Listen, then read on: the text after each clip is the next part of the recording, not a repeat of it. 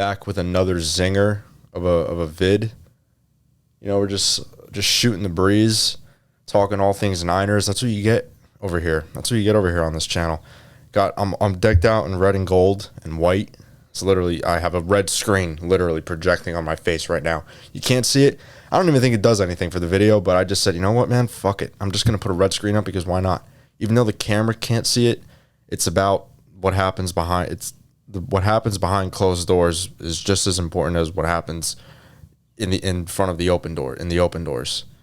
So put that on a t-shirt or a Facebook post. Your 50-year-old aunt probably posting some inspirational shit on her Facebook. First thing I want to get into, Joey Bosa saying it would be cool at some point, talking about playing with his brother Nick, 49ers defensive end Nick Bosa. Joey Bosa and Nick Bosa on the same team, do the math. It's a lot of sacks. Two Bosas coming at you at two different either side. If I'm a quarterback, bro, I'm saying fuck you. I'm retiring middle of the game. Like I'm on my Vontae Davis shit. I'm just gonna retire and just watch the game from the locker room. You know, watch the backup QB go in, let him get some playing time. He's earned it. Because I'm not doing that. That would be a nightmare. I would love it. I think obviously, realistically, it's a little out of reach. I think Bosa's contract is up this year. We just signed Nick, so he's locked in for another 5. Dude, I think that would be insane. Knowing us, we're going to find a way to do it. I would not put it past John Lynch and Kyle Shanahan. In all seriousness, man. They're great at what they do. Every aspect of their job, they absolutely crush it. And it shows in the way that the players play, the way that we treat each other, the way that the coaches treat them. It's just the relationship is good. And yeah, I think it would be cool. We would have to, you know, make a deal because once again, I'm pretty sure his contract is up. So he's a good player, man. He's not like it's not going to be cheap, but it's possible, man. In a world where Jalen Reagor can make an NFL roster, I think, honestly, anything is possible in the league. Honestly, that's kind of fucked up, man. I don't even know if I'm going to leave that in. Nothing against Jalen Reagor. He's a cool guy. I actually really liked him coming out of TCU. I think the Eagles kind of failed him a little bit, catching him unlike Aguilar. So I really wanted to talk about how lately I've been getting this feeling like when we signed CMC to that deal, it's 2 years, 38 million, and it's the most of running backs being paid per year, and he's already under contract through 2026, so he's going to be with us, until 2025, so this year. He's going to be with us until 2027, through the 2027 season. He's going to be a 2028 free agent, which is, it's like music to my ears. Swear, I did not think we were going to keep Christian. I really was preparing that this was it. Christian, this was our last year. Looks like Christian could be a Niner for life. The way that we're treating him right now, the way that it's kind of, dude, the boys love him. Kittle, Juice, Brock. It's just the boys, man. The fucking boys. That's why I wish Taylor Lewan and Will Compton dropped everything except for Bussin. Drop everything else except for Bussin. But keep that. That's a great show. And just come to the Niners. I know Taylor doesn't want to play right tackle, but it would complete the ultimate frat dude, the frat house. The 49ers are basically a frat with all the hardcore men. All right, this is getting a little weird. You just love to see it. You know, you love to see someone like Christian getting his bag and staying on your team. Of course, anybody would love Christian McCaffrey, and I'm glad he's on my team. So locking him in gave me hope because I was saying the window was closing for us just a few months ago. I said, dude, this could be it. This could be our last run at a bowl, you know, the big dance. Could be our last run, but it's looking like, dude, the way that we're treating this offseason, we're preparing for the long haul, and we're doing a great job at it to get Nick paid, to get Jawan back, CMC, and we're definitely going to pay BA real soon. Dude, it's looking great. And honestly, I've come to accept the fact that it's possible that Brandon Ayuk is not a 49er next year. Very, very unlikely, but I'm just saying it's possible, and I'm okay with that. I'm okay with that because that's just the reality of the business. It's going to happen to someone. And honestly, I wish nothing but the best for Brandon Ayuk. I'll be a fan of his forever. But I think he's going to stay. I do. And when that happens, I'll feel even better than I do now, which is, I didn't think it was possible. But yeah, the Niners are looking good, man. They're really making some moves, and shout out to Kyle and John. That's just what they do. I'm excited, man. I was excited last year, but this year I'm even more excited just because of we improved. I genuinely feel like as a team we got even better, and we have to sign a few guys next year. Purdy's going to definitely get his contract probably after this, probably during next offseason. I'm ready for it. It's a great time to be a 49er fan. I mean, it's like you're kind of always used to being disappointed. So you're saying, okay, when's the fall off going to happen? But it's looking the way that Kyle Shanahan and John Lynch are running this organization. It is really starting to remind me of, and I'm going to say this, I'm going to halt. So prepare, I'm going to yield. But it's reminding me of Bill Belichick and Robert Kraft a little bit. The Niners of the 80s and 90s, it's starting to remind me of a organization, a dynasty like that. Of course, it would help winning those Super Bowls, but can't have it all. We already have the coolest name, the coolest coach, the coolest players. We can't have everything. If the football gods were like, dude, we can't give you the Super Bowls, you'd just be too OP. It wouldn't be fair. And I understand it. It's the price we have to pay.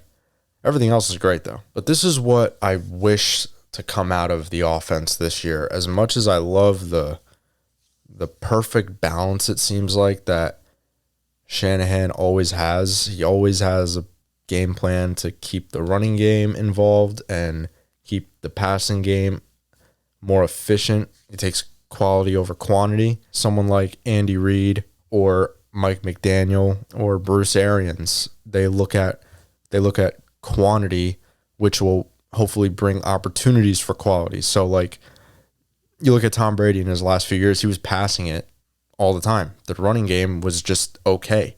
They lived off of vertical passing, and Brady looked like he was fucking 25. The guy looked amazing. And an offense like that is something that when it works, it's just the best. Peyton Manning's season in 2013, when he threw 55 TDs, the reason was because they had obviously great receivers, but they had the mindset of just throwing it. They wanted to throw it. They threw to win the game. They didn't run to win. They threw to score, which in essence gives you a better chance to win. Running just gives you a little more control and a little more control of your play calling, the defense, and the clock. That's how I look at it. You're more balanced. Therefore, you're keeping the defense on their heels in a different way than if you were to just pass all the time. And you're controlling the clock. You have that on your side. You feel more. That's just my opinion. That's what I think someone like Kyle looks at it. It just makes sense to him. And he's right to think that. But what I want from us, I just want to see us just take a few more chances. Maybe it's okay Christian doesn't get 20 carries, 15 carries. Maybe there's a game where Brock throws for 40 times and he only hits 30, 28, 26, whatever. That's still a pretty good day. But, there's going to be those times where I know he may not want to, but I would just rather it be like that. I'd rather he, let loose and let Brock just throw it. And he did last year. I'm not saying, dude, Brock led the league in a lot of categories. He had a great year, but I know that there is something in this offense that we've yet to unlock, and I feel like it's something like an Aaron Rodgers type season, an MVP type season like that, or a Mahomes type, Peyton Manning, Brady like kind of year. I'm not saying Purdy's going to throw for 45 TDs, but I'm just saying I wanted to see a little more shots downfield. We did a lot. We definitely had the best offense we had since Shanahan's been here, 100%. And this year it could be even better. Like I just want to see him take that extra step of implementing a more vertical approach, a more drop back, because our drop back game, Shout out to my guy, JT O'Sullivan. He has some great videos on the Niners and Brock Purdy, and he makes a good point. The drop back game for the Niners sometimes is lacking a little bit, and it doesn't show up as much. You don't really notice it because they're great everywhere else. You're like, okay, well, if that happens 1 or 2 times a game, or maybe a few more times, it doesn't really matter because they're going to hit you with a play action or end around or a Christian screen or run or whatever. But there comes a time when you're going to be forced to drop back, like against Cincinnati. And Purdy, he played good in that game, but he also threw 2 picks. And it's like you just see that there's just a little unfamiliar. It's just kind of unfamiliar territory to be passing, to be drop back passing more than just a handful of times a game. I feel like it's not fair to our offensive playmakers because they're built to get the ball. They're built to have, we're built to have that kind of offense where I know that's not Shanahan's philosophy, like I said, but it would help, I feel like. Even if we don't have the same record we did last year, even if, we throw more picks or we maybe we let up more scores on defense because we're scoring so much, that to me is okay. I feel like it's a necessary step for Shanahan and for Purdy. I understand why. Like I said, I get Shanahan's philosophy. It'll never be my place to say, and it's always going to be right for him because he's great at what he does. We're ready, we're ready to take that next step, and it shows, a different side of you. I feel like that'll make Kyle a different coach than it'll give him a different perspective maybe, to change a lot of things up more than he usually changes in a season. And yeah, I think it's just a fun idea. We'll see what happens. Either way, dude, I'm not complaining. I fucking love this team. I love what Kyle does. And that's another thing. I want Christian to stay healthy.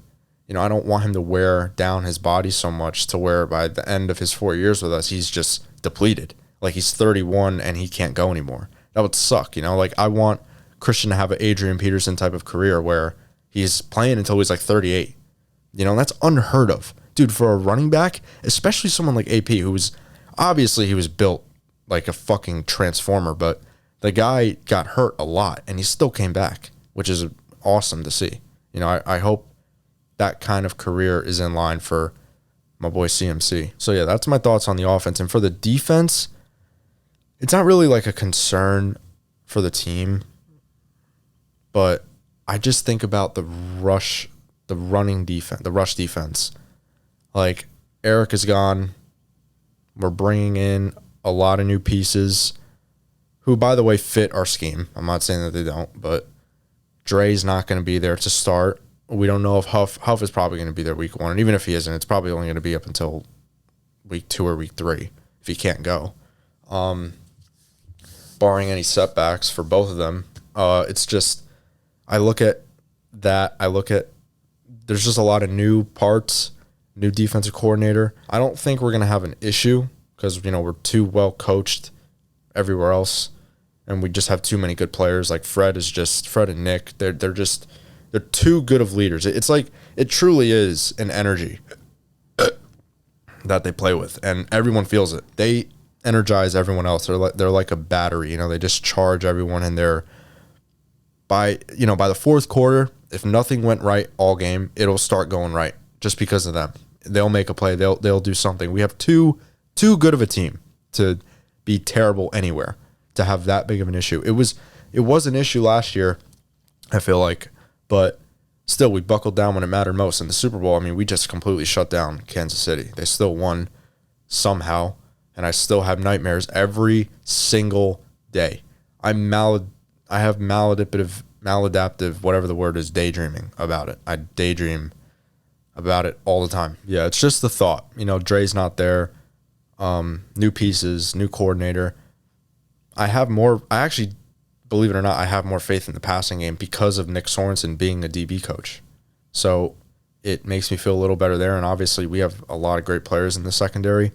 Demo and Thomas just grew tremendously over the past 2 years. Huff is going to come back. Jair Brown had a great rookie year. I can't wait for his second stint with us. Charvarius, all-pro. The guy's a beast. He is a dude, he is a dog, man. I love Mooney.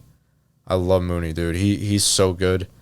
He travels with DK every time we go to Seattle. Well, the 2 times that we went to Seattle, he traveled. And it was the most entertaining shit ever because obviously DK is so huge, he's going to get his share. But just seeing Charvarius be a true corner, be a one-on-one, like you remember when like that's what the NFL was. That's what being a corner was like in the NFL. You going up against a team's best receiver. Number 1 corner going against a number 1 receiver. They traveled all game. No bullshit, like Pat Pete, Joe Hayden type shit. Like, and it's really entertaining to see. The Thanksgiving game against Seattle was really cool. That was a really fond memory last year. A lot of fond memories from last. A lot of fond. What a weird word I just chose to use. So this is an interesting thing that I saw the other day. There was an article that said Javon Hargrave admitted that he could have been better in 2023, which, I mean, realistically, anybody could be better. They could play better. But I feel like he had a good year. I feel like his sacks weren't really there like crazy. Like, he didn't have like a double-digit sack season, but I thought he played really, really well, like, especially for his first year with us. It's just going to come with time, probably. I mean, he's going to have his games where he goes off, and he's going to have his games where he's just a little quiet. I feel like that's just kind of the way it is, especially as a D tackle. You can go 2.5 sacks, 2 tackles for loss, and the next game you have 1 tackle. I feel like that is kind of life as a defensive lineman. You're more of a disruptor. I just thought that was interesting. So, I mean, maybe he's really pushing himself this offseason, and, maybe we might be looking at a first-team All-Pro Javon Hargrave, which is a scary sight considering the people that he has next to him, Bosa and Floyd, which I can't wait for, man. I'm excited for the D-line. We got Malik Collins, Jordan Elliott, Kalia Davis is going to come back. Drake Jackson's going to hopefully, finally take that next step. Robert Beal, who I think is slept on, man. I think when it comes to the like all the Niners talk, dude, the fans and the pages, like Niners media, Robert Beal is a name to watch. I think it's going to be a good season for him especially if he gets some playing time. If he gets lucky. And another thing, Dominic Puni, the rookie offensive guard, who I think was a great pick. He could find himself starting like week 1, like as early as week 1, just because of the right guard issue. I think McKivitz improved. I don't think a lot of people give him credit for that. I think he did improve. He had a rough postseason. Like he did have he had a rough Super Bowl. We were swapping Feliciano and Burford at guard. Aaron Banks and Trent got hurt. And so did Burford, I think. We had some injuries on the line. So, I know that we're locked in at tackle. We're good. Center, we're good. But the guards is always kind of a question. And I think that Puni could 100%, if not week 1, then somewhere down the line, because just the changing of the guards was it was a thing that just happened all year. Like, it did not stop. So I like Feliciano. He's a great run blocker. As a pass blocker, he needs improvement. But like I said, it's just something that, as getting linemen, you're not going to have 5 all-pro linemen. That's just not how it works. You're going to have guys that are better at something than the other. But Puni, depending on, how fast he develops, I think that he will find himself at some point in the starting lineup, which is exciting because you always want your later round picks to get playing time. It's what makes them get better. And but that's something to think about. The Niners are they're on the cusp every single year, I feel like, and it's gonna get to a point where we either win it or we don't. I hope in my lifetime I get to see us win it all. And that's not everything. You think that as a fan and as a player, really, you could get lost in like we need to win a Super Bowl. And I've learned that to see them play in 2 Super Bowls is something that a lot of people will never get to see their favorite team do. To even play in a Super Bowl. Some fans haven't even seen their team win a playoff game, let alone go to the Super Bowl. So it isn't everything. And I've learned to, embrace that. I enjoy watching them play. It's funny. I think I've mentioned this before, but even when we would lose a lot, like even when we were really bad, when I first started watching football when I was like 10, like we were coming off of the 2011 to 2013 like run that we had, and we were coming back down to earth, and we were horrible. Like we were so bad, dude. All I knew was losing. So it taught me a lot. It taught me like, okay, this is what bad football looks like. This is the reason why we're bad. This is what we have to change. When you start from the bottom, you have no choice but to learn. You have no choice but to fix it and get better. And that's how you learn what it takes to be a good football team. And I think that was a very valuable lesson that I got, and that, obviously other fans and players got. So, but that's just a thought. And, that was about it that I have here. I was just, coming on here to shoot the breeze with some fellow Niner fans. So we're going to have more of this. Season's coming up, so a lot more content coming. I appreciate you watching. I'll see you in the next one. As always, go Niners.